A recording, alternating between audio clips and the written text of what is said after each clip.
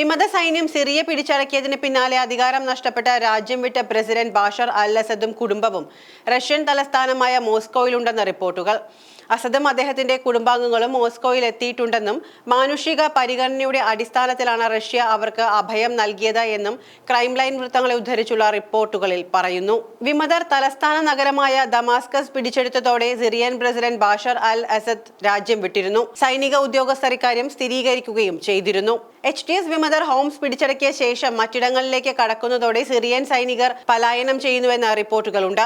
ഏകദേശം 2000-ഓളം സൈനിക ഗ്രൂപ്പുകൾ ഇത്തരത്തിൽ ഇറാഖിലേക്ക് കടന്നുവെന്നാണ് പറയപ്പെടുന്നത്. സൈനികരിൽ ചിലർക്ക് ഗുരുതര പരുക്കുകൾ ഉണ്ടായിരുന്നുവെന്നും അവരെല്ലാം ഇപ്പോൾ ചികിത്സയിലാണെന്നും ഇറാൻ സിറിയ അതിർത്തിയിലെ അൽഖയും നഗരത്തിന്റെ മേയർ തുർക്കി അൽ മഹ്ലവി പറഞ്ഞു. അസദിനും കുടുംബത്തിനും റഷ്യ അഭയം നൽകിയതായി റഷ്യൻ ന്യൂസ് ഏജൻസികളെ ഉദ്ധരിച്ചുകൊണ്ടുള്ള റിപ്പോർട്ടുകൾ പറയുന്നു. ബാഷർ അൽ അസദിന്റെ 24 വർഷത്തെ ഭരണം അവസാനിപ്പിച്ചാണ് വിമത സൈന്യം സിറിയ പിടിച്ചടക്കിയത്. ബാഷർ അൽ അസദ് രാജ്യം വിട്ടെന്ന വാർത്തകൾക്ക് പിന്നാലെ തലസ്ഥാനമായ ദമാസ്കസിൽ സ്ഥാപിച്ചിരുന്ന ബാഷർ അൽ അസദിന്റെ പിതാവിന്റെ പ്രതിമകൾ ജനങ്ങൾ തകർക്കുകയും ആയിരക്കണക്കിന് ആളുകൾ സിറിയൻ തെരുവുകളിൽ ആഹ്ലാദ പ്രകടനം നടത്തുകയും ചെയ്തു. ദമാസ്കസിലെത്തിയ വിമതർ അവിടുത്തെ ജയിലുകളിൽ തടവുകാരെ മോചിപ്പിച്ചെന്നും റിപ്പോർട്ടുകളുണ്ട്.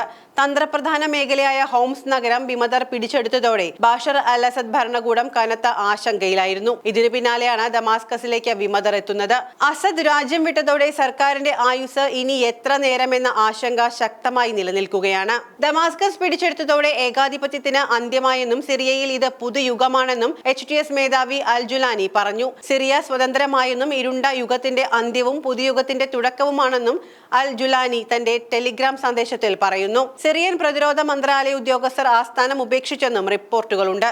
അതിനിടെ ഇന്നലെ മുഴുവൻ ബാഷർ അൽ അസദ് എവിടെയെന്നത് ദുരൂഹത ഉയർന്നിരുന്നു. വിമതർ തലസ്ഥാനം പിടിച്ചെടുത്ത സമയത്താണ് ദമാസ്കസ് വിമാനത്താവളത്തിൽ നിന്നും സിറിയൻ വിമാനം പറന്നുയർന്നത്. അസദിന്റെ വിമാനം തുടക്കത്തിൽ സിറിയയുടെ തീരപ്രദേശത്തേക്കാണ് പറന്നത്. അസദിന്റെ ശക്തി കേന്ദ്രമാണ് ഈ പ്രദേശം. എന്നാൽ പെട്ടെന്ന് യു-ടേൺ എടുത്ത് കുറച്ച് മിനിറ്റുകൾ എതിർദിശയിലേക്ക് പറന്ന വിമാനം പിന്നീട് മാപ്പിൽ നിന്നും അപ്രത്യക്ഷമായതോടെയാണ് ബാഷർ അൽ അസദ് എവിടെ എന്നത് സംബന്ധിച്ച ദുരൂഹത ഉയരുന്നത്. വിമാനം വെടിവെച്ചിട്ടോ അല്ലെങ്കിൽ ട്രാൻസ്പോണ്ടർ സ്വിച്ച് ഓഫ് ചെയ്തോ തുടങ്ങിയ അഭ്യൂഹങ്ങളാണ് ഉയർന്നിരുന്നത്. ദുരൂഹതകൾക്ക് അന്ത്യം കുറിച്ചുകൊണ്ടാണ് ഇപ്പോൾ റഷ്യ അഭയം നൽകിയെന്നുള്ള വാർത്തകൾ പുറത്തുവരുന്നത്.